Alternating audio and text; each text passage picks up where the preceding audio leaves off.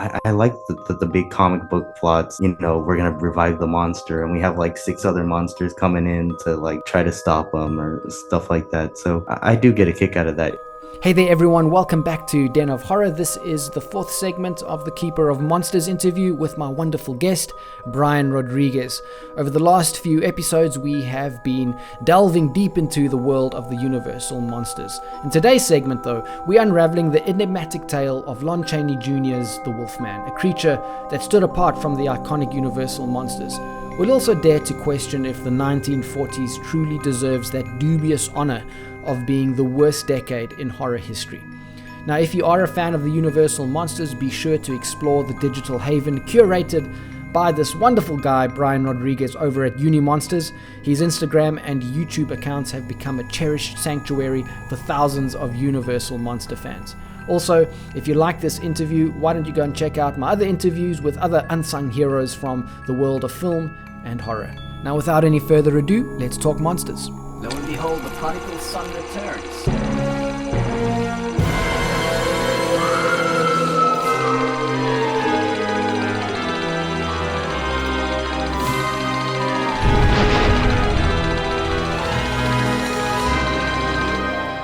I also think that what Lon Chaney was able to bring, it's like if you look at Boris Karloff, he had that, like, with all of those characters and their portrayals, there's something very definitive about them. They're very easy to sort of define. Maybe that had a lot to do with the simplisticness of the story. It's probably a lot of things, but Boris Karloff had that sort of stoic, machine-like Terminator sort of quality to him. Then you had Bela Lugosi with that menacing sort of stillness. But Lon Chaney Jr. brought a sort of everyday man kind of quality to the role. Something that the other actors didn't quite. Not that they needed to bring that. I mean, the characters didn't call for it, but he managed to bring that to that role, and I think he was probably a big part in creating the allure of that character. Like, I think a lot of it probably wasn't there in the script. I might be wrong, but I think he brought a lot through his performance to what we love about that character. He has to play two parts, essentially. He has to be, I mean, even three. It's like he's got to be the monster. He got into the makeup, and I think he got into it knowing that his dad suffered a lot with the makeup that he had to go through, being the Phantom of the Opera and stuff like that. So he had to be in the makeup, be the monster, be the charming Larry, which I'm sure it was a part of him, because people say he was very, he was a likable guy, like he could be charming. But then he also brought that sadness to it, and I think that sadness comes through a lot of stuff he did experience in his life, and I do think his life is pretty tragic as well when you kind of look into it. Yeah. But I think that's what made him a perfect person to play the Wolfman. Yeah. Yeah, absolutely. I'm so stoked that you also love the characters as much as I do. The movie The Wolfman came out in 1941.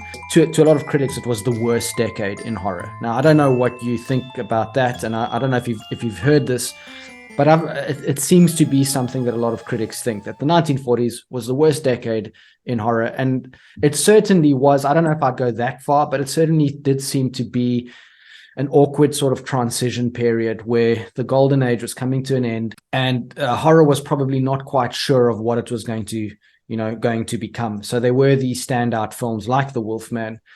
But, then you would finally go into The Creature of the Black Lagoon, and then the big monsters like Godzilla and King Kong. And then finally, you had a completely different face of horror, which would become Psycho and the Texas Chainsaw Massacre, The Exorcist, and that kind of thing. But going to the 1940s, firstly, do you think that it was the worst decade in horror? And why is there this opinion about the decade? What was going on in the world of horror at this point for it to get this reputation? So I definitely don't think it's the worst. I think what was going on is that, so the 30s, we had kind of, I think everyone had this pre-World War II mindset.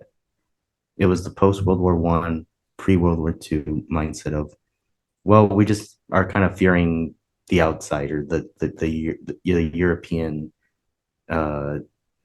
monsters, so to say. You have characters like Dracula and even the mommy is like another world, like another land's character. It's just like this faraway threat that we're kind of fearful of. And then when World War II happens, I think it becomes like, well, I think we're scared of different things now. I don't think it's so much the castles of Europe and the monsters from another land that really give us the chills. Now it's atomic bombs and Yeah. radiation, and that's where Creature comes in. That's where the Tarantula comes in.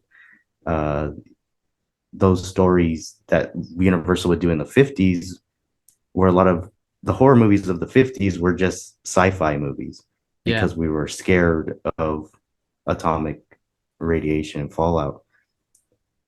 But I love the 40s movies because they're more, and I think the Wolfman is kind of like the movie that feels more like a 30s Yeah. movie than it does like a 40s movie. Maybe because it's like right there. I think it literally came out the day after or the day before the attack on Pearl Harbor. Okay.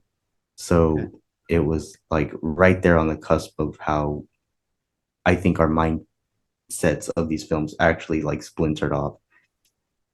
But the movies of the 40s, like there's like it became like the crossover, it became the Marvel universe, these a shared it's the first like shared cinematic universe in many ways. I like the big comic book plots, the big like, we're gonna revive the monster and we have like six other monsters coming in to like try to stop them or stuff like that. So I do get a kick out of that. It's not really like creepy and scary, but it does have its own little sense of atmosphere. But I see that there is definitely a dip in quality, Mm. but it brings another level of fun that I don't think the earlier Universal monster movies have.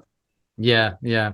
I also heard that a lot was changing in terms of censorship acts, and a lot of the censorship acts were introduced, which sort of stifled a lot of what could be shown, and then towards the end of the 40s, or maybe it was towards the mid 50s, that this censorship act was then sort of discontinued, and what you ended up having was these really the start of the sort of ultra violent horror movies, and I think what I like about I love the violent movies too, but what I really liked about the 30s is that they were kind of like dark fairy tales. There was sort of an innocence to the Universal monster movies that you don't really see anymore, and maybe rightfully so. I don't know if there would be a place for that kind of thing, but they did feel like sort of gothic dark fairy tales, Right. more than just full on horror movies. And yeah, maybe people wanted to see something that that represented the society that they were in at that stage.